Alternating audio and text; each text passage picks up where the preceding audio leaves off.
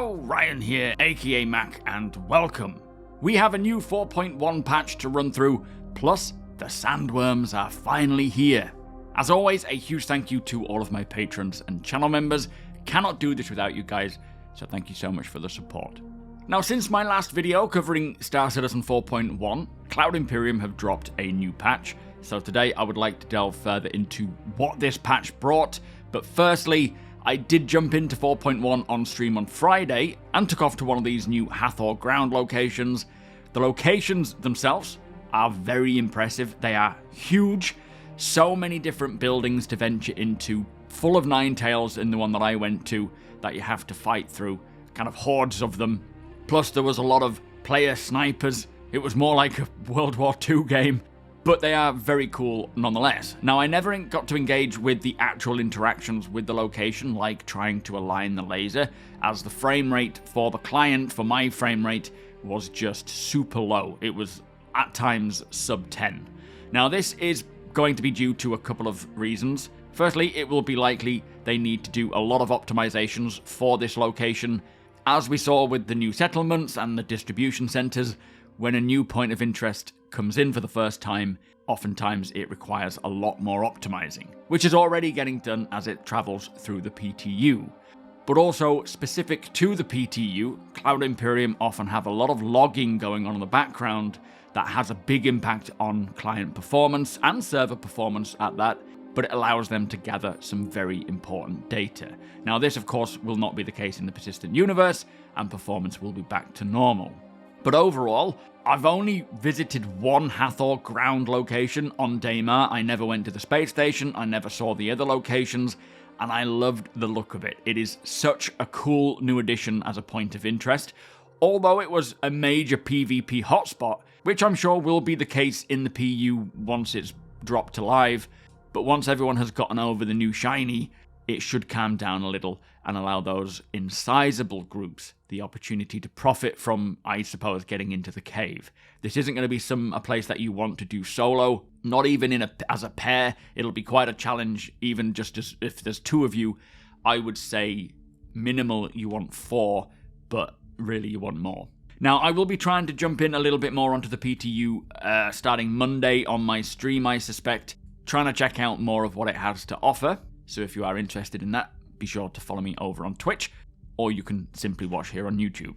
Now, for this latest patch, the additional missions updated for meshing are still yet to come along. They appear to be somewhat in, but just not ready for feedback, as I was told by a member of my stream that while they were in Pyro, they were able to actually complete one of those handyman missions where you had to replace a fuse or two and repair a couple of pipes. So I presume that this is one of the missions that has been updated for meshing, which makes me very happy, as this mission I never got to complete when they first dropped because they were just buggy, but I thoroughly enjoyed taking part in them. Now, I am sure that there will be quite a few other missions as well that are back or new, but do bear in mind these specific handyman missions were only for Pyro for the time being. They will eventually come to Stanton, but not for the initial rollout. Now, for updated features and gameplay in locations, for Wikalo's location, who is the new Banu collector guy, they have now opened his showroom to the public, while also performing further art and LOD polish on his hologram.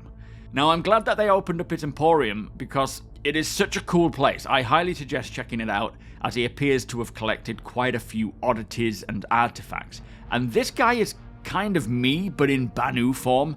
This is exactly what I plan to do with my hangar and my home, collecting all manner of random things to display, not anything necessarily valuable, just interesting, but eventually trading it with others and so on. And on that note, I am very happy to see rewards beyond just credits, but things that you can collect should you want to.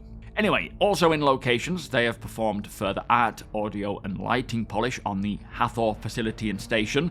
As stated, this polish is an ongoing thing, and it will be until it is optimized enough that it doesn't tank the frame rate.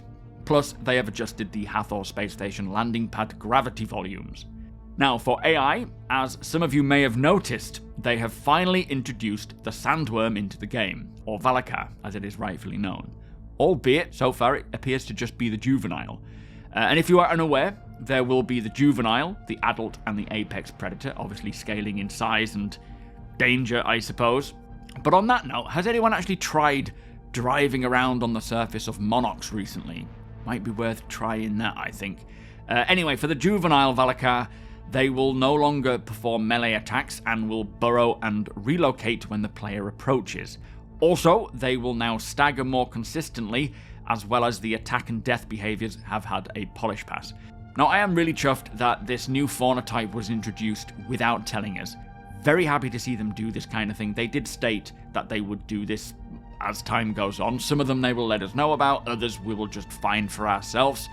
I believe these juveniles are found in caves, which I presume are on Monox, unless they have introduced them elsewhere, retconning the lore a little bit more. But this is certainly leading to the bigger ones, and as we have read in the monthly reports, chances are we will be seeing many more creatures and fauna come along throughout the year, most of which we probably won't be told about until we discover them. Now, for gameplay, the collector missions narrative have had some polish. They have also increased the green zone for FPS minables to support better readability on the UI. For weapons and items, they have slightly increased the multi-tool mining power, plus they have made balance adjustments to the Vault Parallax AR by adding ammo to all Stanton weapon shops and shops found in Pyro space stations. Plus, the projectile damage has been decreased from 15 to 13, but the beam damage has been increased from 150 to 210. So, really interesting to see this kind of damage difference between the optimal temperature and suboptimal temps. When this weapon is ramping up, each smaller projectile damage is 13, so really low. But when the beam is at the optimal temperature, that beam damage blasts at 210. Of course, there will be more balance to come, but it's really interesting to see the intent here, meaning the better you are at managing those temperatures and handling this weapon, it's going to be a pretty decent one to use. Personally, I tend to use conventional weapons because I understand them better, they feel more powerful, but with this one having a beam, it is going to be so interesting getting used to it, and I must start practicing with them. Now, for potential bug fixes, there are 10 new fixes, like fixing mercenary missions from appearing blank, the ROC wheels clipping through the hangar floor, which is much more important in 4.1 because rock mining has changed, or ground vehicle mining has changed. There's a few Wikalo fixes, some economy fixes with various resources, amongst a few others. Plus 3 client and 3 server crash fixes. Now, for known issues, there are currently 9 listed, one of which is a new blocker, in which the B-win spikes and drops to 0 for short stalls. So, we have seen this in the past where Monox suddenly started having a high B-win, then it sort of spread throughout the verse. This is where the B-win, or the bandwidth in, is dropping to 0, so likely a big priority for them to get fixed, and hopefully they can do so by the next patch. There is also 4 critical bugs, a couple of new tier 0 item recovery issues, 2 high severity bugs, and 2 standard severity bugs. So plenty going on for 4.1, which looks to be a very interesting patch with quite a lot of new interesting content. Of course, they are still very much prioritizing the bug fixing, playability, and stability side of things. That hasn't changed, and we will see many more fixes for all areas come along. Currently though, I am having a blast on 4.0.2.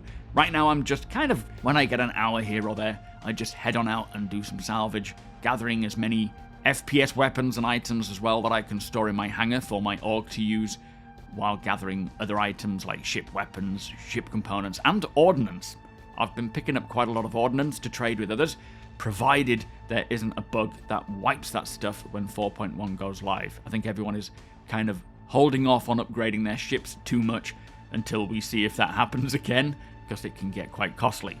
But with 4.1 on the horizon, there will be so much more to get on with, both solo with Wikalo and as a group with Wikalo, but also these Hathor locations and new missions as well.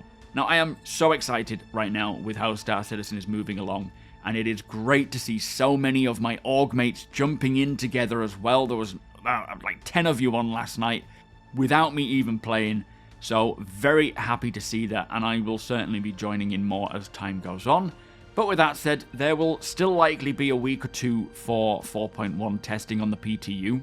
My guess is they will look to release that to live towards the end of this month, at which point 4.1.1 will most likely go to the PTU almost immediately afterwards, providing more fixes and improvements for all areas of the game.